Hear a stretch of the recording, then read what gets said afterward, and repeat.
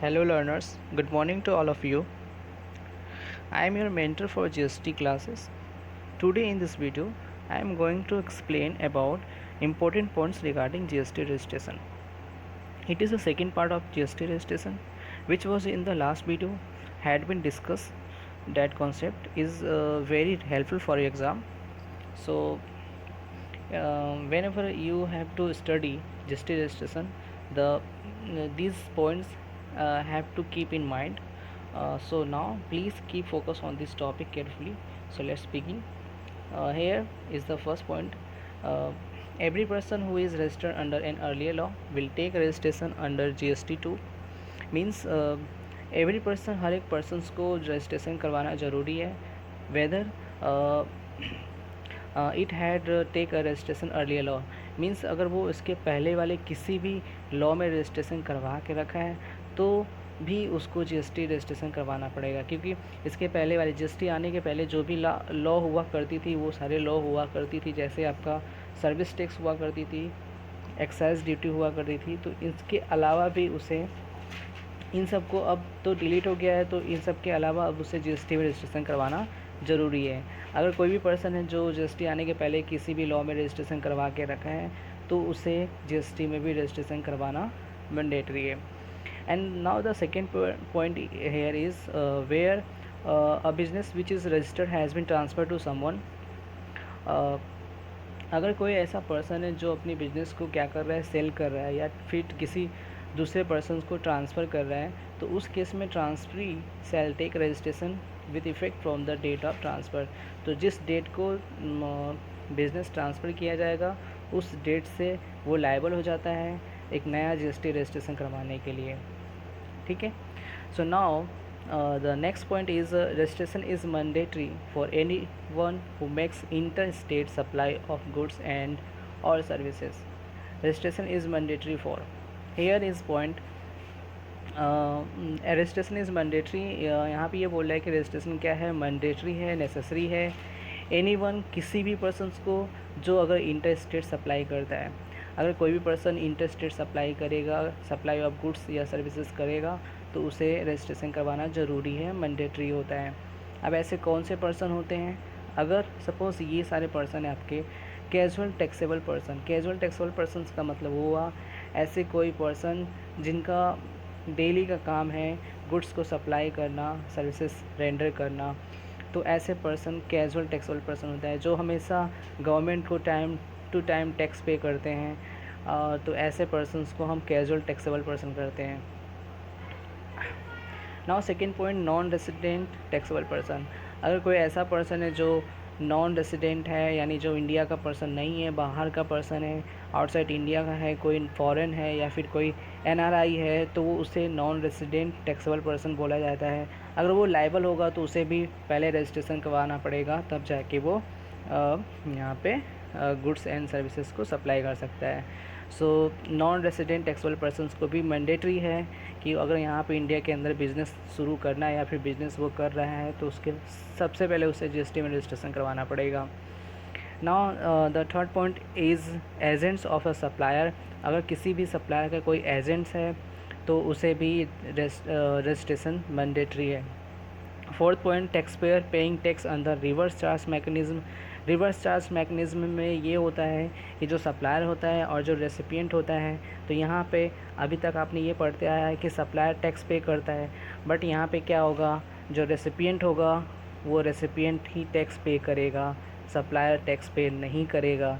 तो जब जिस केस में रेसिपिएंट पे करता है उसको बोला जाता है रिवर्स चार्ज मैकेनिज़्म। सो यहाँ पे बोला गया है कि tax payer paying tax under reverse charge mechanism. अगर ऐसा कोई गुड्स या सर्विसेज सप्लाई किया जा रहा है जिसमें जो टैक्स वो रेसिपिएंट पे करता है, तो उस केस में भी रजिस्ट्रेशन करवाना मैंडेटरी हो जाता है। Now next point, input service distributor. अगर कोई ऐसा बंदा है जो इनपुट सर्विस डिस्ट्रीब्यूटर है, यानी कोई मैन्युफैक्चरिंग गुड्स के केस में इनपुट सर्विस देता है, तो उस केस में भी उसे रजिस्ट्रेशन करवाना ज़रूरी होता है। Now next point, e commerce operator, aggregator and their suppliers. अगर कोई ऐसा पर्सन है, सप्लायर है, जो ई कॉमर्स ऑपरेटर है, यानी इलेक्ट्रॉनिक ऑपरेटर काम ई कॉमर्स बिजनेस करता है, या फिर कोई एग्रीगेटर है ऑनलाइन बिजनेस करता है, तो उस केस में जितनी भी सारी ऑनलाइन बिजनेसेस होती है ये सारे सब आपकी ई कॉमर्स ऑपरेटर में आती है, तो उन्हें भी जीएसटी रजिस्ट्रेशन करवाना मैंडेटरी है। Now next point, person supplying online information and database access. अगर कोई पर्सन है जो ऑनलाइन इंफॉर्मेशन या डेटाबेस को ट्रांसफ़र करता है या फिर एक्सेस करता है, या retrieval services from a place outside India to a person in India, या फिर बाहर आउटसाइड इंडिया से कोई सर्विसेज रिसीव करता है या फिर बाहर किसी भी पर्सन को सर्विसेज देता है अदर देन ए रजिस्टर्ड टैक्सेबल पर्सन, तो उसे भी क्या करना होगा, जीएसटी मैंडेटरी है। यानी अगर कोई इन सारे पर्सन्स को जीएसटी रजिस्ट्रेशन करवाना बहुत ज़रूरी होता है, ठीक है। नाउ नेक्स्ट पॉइंट बोला है other notable points regarding registration, यानी आपको कुछ और भी पॉइंट्स आपको ध्यान रखना है रजिस्ट्रेशन करवाते समय। अ पर्सन विथ मल्टीपल बिजनेस, अगर कोई एक पर्सन है जिसके पास एक से ज़्यादा बिजनेस है, तो उस केस में बोला गया है कि a person with multiple business verticals in state will need to obtain a separate registration for each business vertical. अगर कोई पर्सन है जिसके एक से ज़्यादा बिजनेस है और वो एक ही स्टेट में एक से ज़्यादा अगर बिजनेस है, तो उसे मल्टीपल बिजनेस रजिस्ट्रेशन करवाना ज़रूरी है। तो उसे क्या करना पड़ेगा, हर एक बिज़नेस के लिए अलग अलग सेपरेट रजिस्ट्रेशन करवाना ज़रूरी होता है। चाहे तो वो सिंगल रजिस्ट्रेशन भी करवा सकता है, ठीक है। उसके लिए उसे रीजनल ऑफिस जो होता है, रीजनल ऑफिसर होती है, उनकी परमिशन लेनी पड़ती है।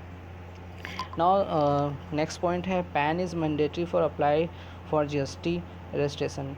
उसके बाद जब भी जीएसटी रजिस्ट्रेशन करवाना है उस समय उसके लिए आपको पैन की ज़रूरत पड़ती है। पैन यानी पैन अकाउंट होता है सबका, तो वो पैन अकाउंट की ज़रूरत पड़ती है, ठीक है।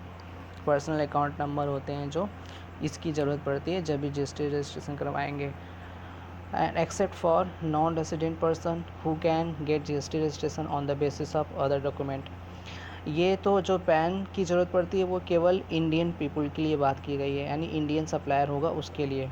अगर कोई फॉरेनर है या फिर कोई एनआरआई है या नॉन टैक्सेबल पर्सन है, उसके लिए अदर डॉक्यूमेंट की ज़रूरत पड़ती है, जैसे आपके पासपोर्ट हो जाएंगे और भी उसके लिविंग यहाँ पे स्टे जो डॉक्यूमेंट्स हो गया, और भी बहुत सारी चीज़ें होती हैं जो उन सब के बेसिस पे जीएसटी रजिस्ट्रेशन होती है।